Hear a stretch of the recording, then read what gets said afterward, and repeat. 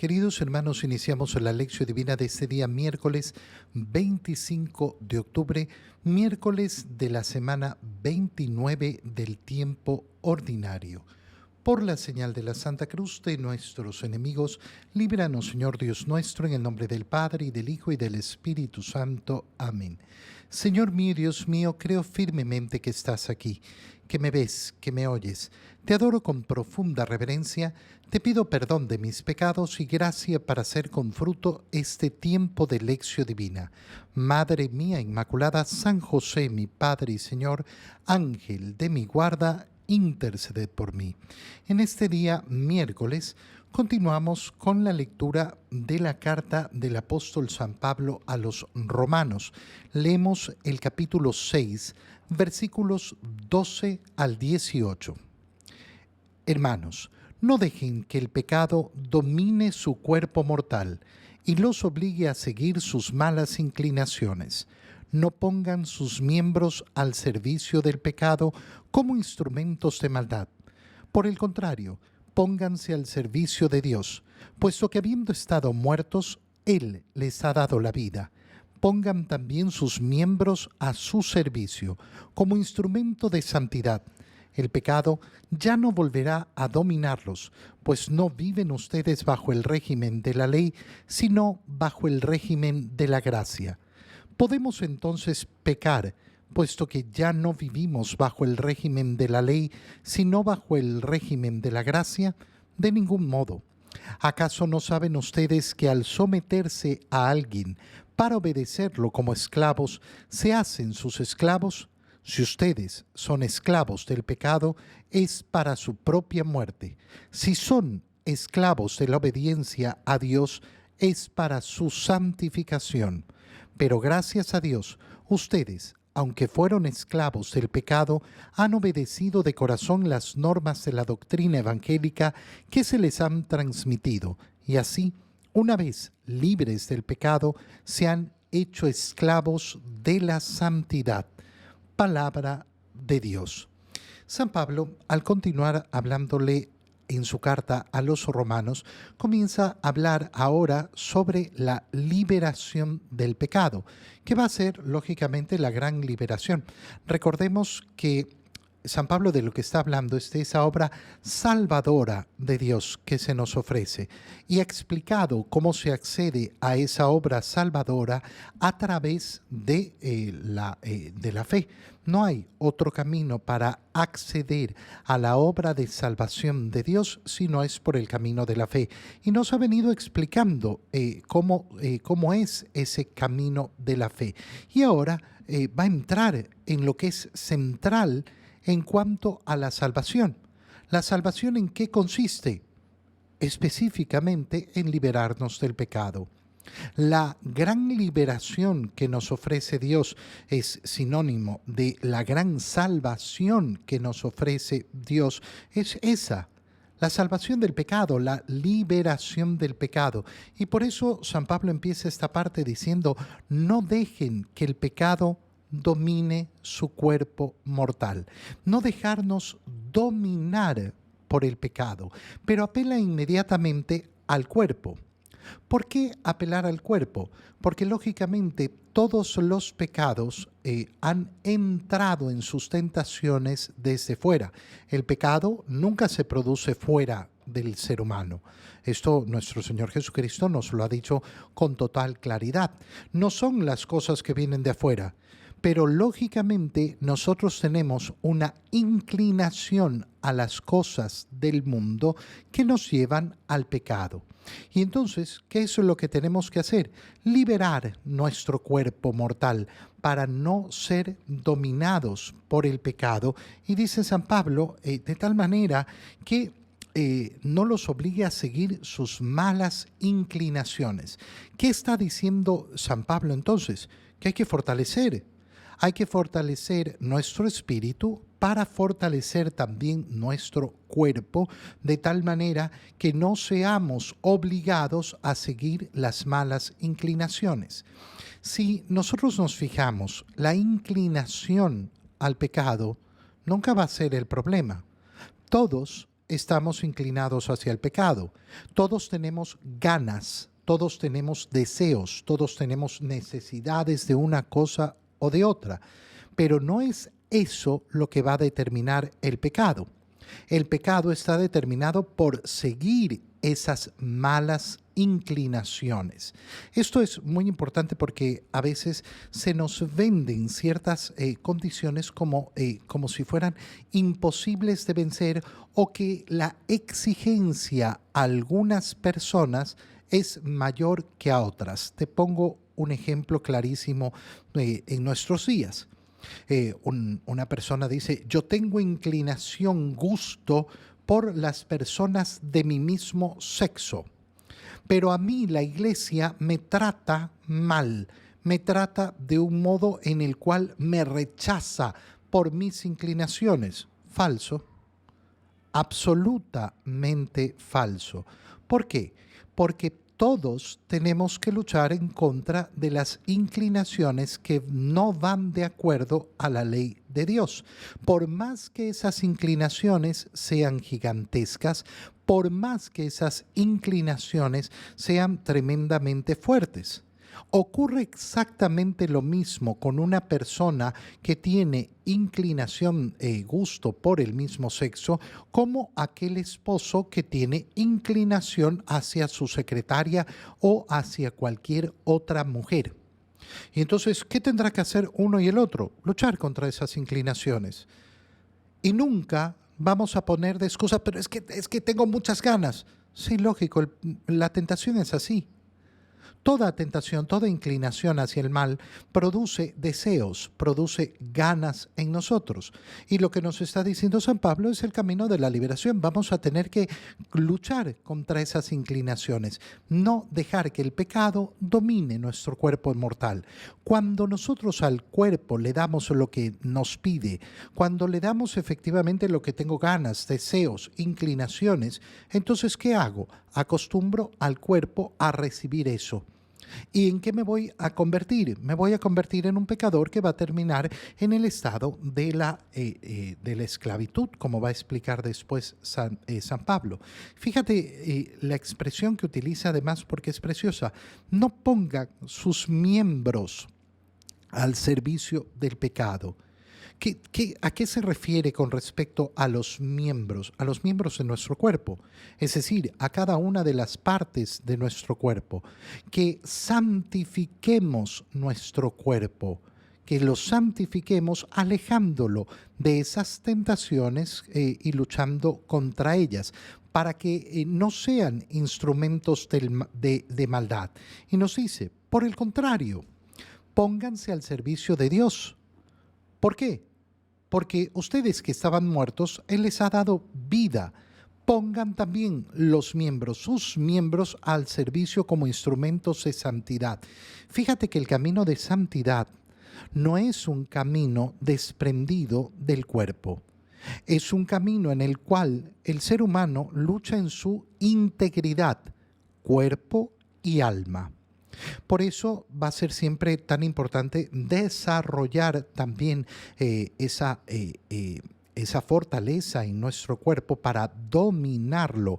Siempre va a partir del alma, siempre va a partir de una acción espiritual, pero lógicamente se va a dar en la medida que el cuerpo se va acostumbrando a lo que yo le voy exigiendo, como cualquiera que quiera hacer dieta, cualquiera que quiera hacer ejercicio, cualquiera que quiere lograr cualquier actividad corporal. Yo no necesito en la vida espiritual ser el gran atleta. No necesito tener gran musculatura, pero sí tengo que tener dominio de mi cuerpo. Dominio para no darle al cuerpo lo que me pide a cada instante, sino saber que soy yo el que lo domino. Pongan por eso sus miembros al servicio como instrumentos de santidad. La oración, por eso, tiene una parte espiritual, que es ese hablar con Dios, pero se realiza de un modo corporal. Por eso tenemos posiciones al momento de orar, especialmente en la Santa Misa. Piensa cuando una persona dice, ay, no me gusta la misa porque me tengo que estar parando, me tengo que estar sentando, me tengo que estar arrodillando, a mí no me gusta arrodillarme. Bueno, es que no venimos a hacer lo que nos gusta, no venimos a hacer lo que nos da ganas de hacer, a seguir simplemente nuestros impulsos y sentimientos, sino a dominarlos. Así, dice San Pablo, el pecado ya no volverá a dominarlos, pues no viven ustedes bajo ese régimen de la ley.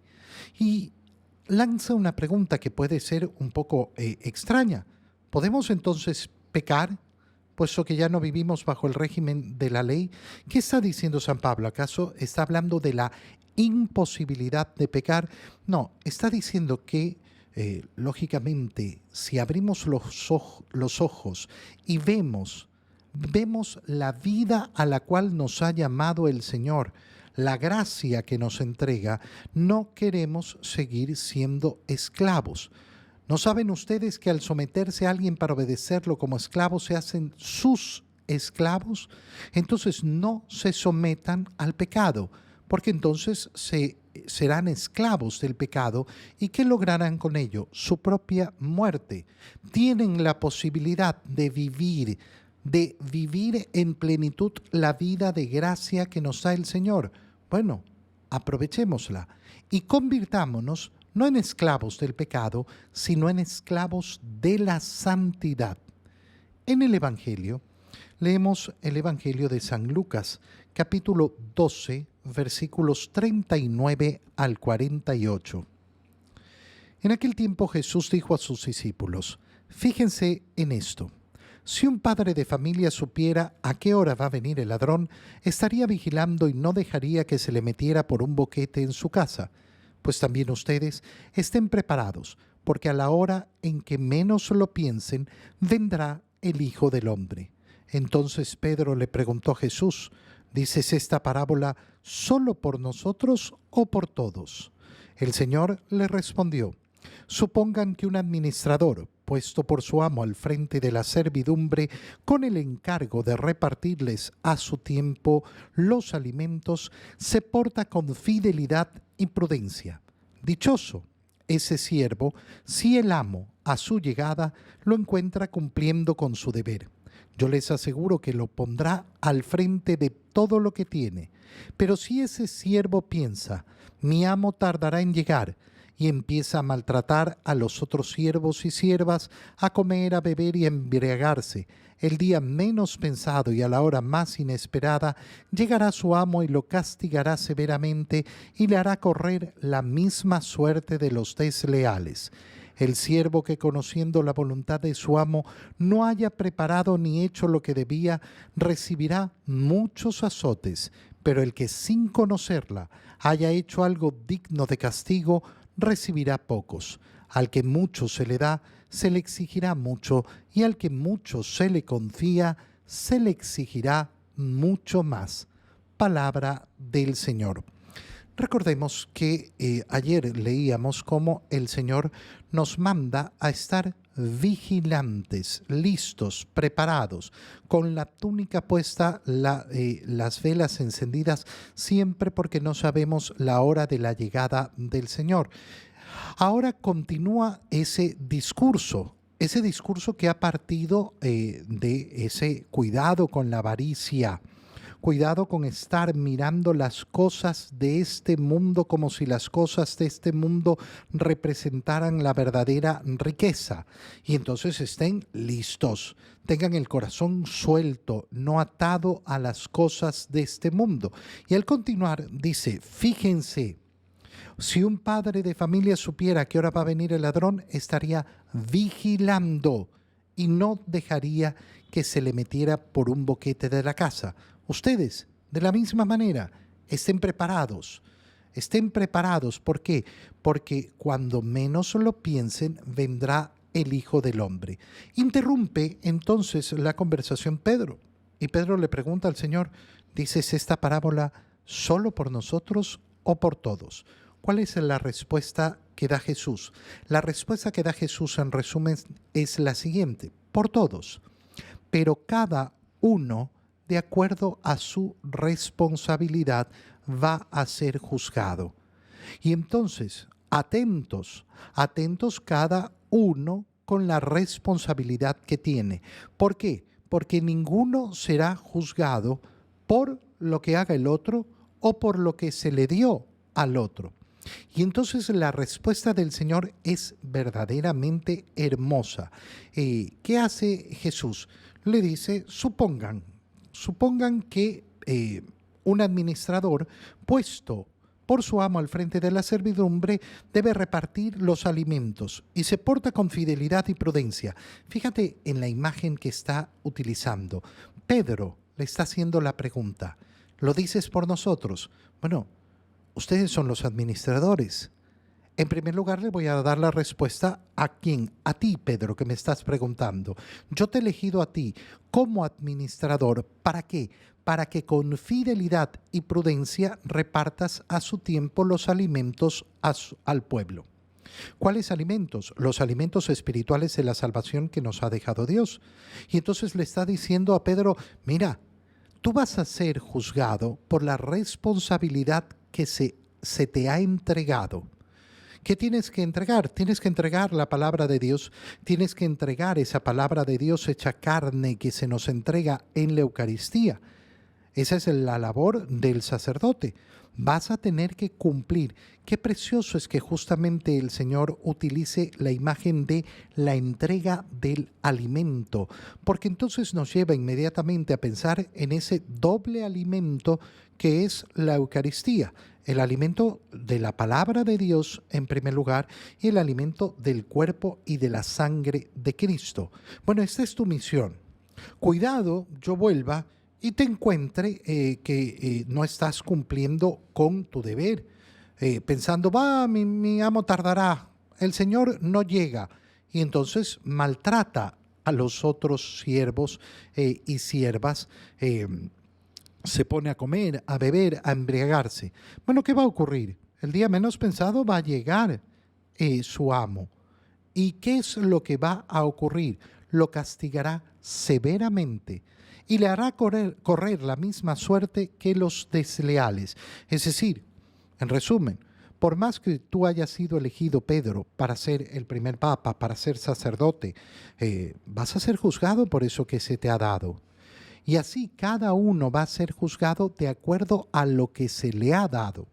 Estas palabras son verdaderamente hermosas porque si las analizamos en profundidad, lo que nos muestran es justamente ese camino de liberación que nos ofrece el Señor. ¿Cuántas almas están oprimidas porque siempre andan pensando en los demás? Es que a los demás se les dio más talentos que a mí, es que los otros tienen más que yo.